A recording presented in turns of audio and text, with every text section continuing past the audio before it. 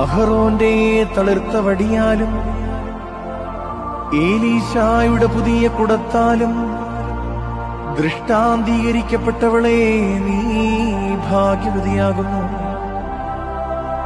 മുൾപ്പടർപ്പിൽ അധിവസിക്കുകയും മുൾപ്പടർപ്പ് ദഹിക്കാതിരിക്കുകയും ചെയ്ത പ്രകാരം നിന്റെ കന്യാവ്രതമുദ്രയ്ക്ക് ഭംഗം കൂടാതെ ദൈവപുത്രന് ജന്മം നൽകിയതിനാൽ അമ്മേ നീ ഭാഗ്യവതിയാകുന്നു.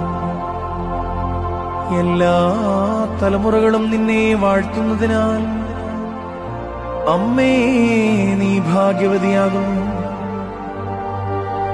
സകലത്തിന്റെയും സൃഷ്ടാവായവന്റെ മാതാവാകിയാൽ അമ്മേ നീ ഭാഗ്യവതിയാകുന്നു.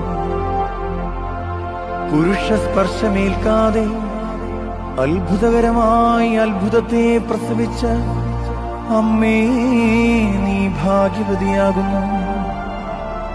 മനുഷ്യവർഗത്തിന്റെ സാർവത്രിക മാതാവാകാൻ തിരഞ്ഞെടുക്കപ്പെട്ടതിനാൽ അമ്മേ നീ ഭാഗ്യവതിയാകുന്നു.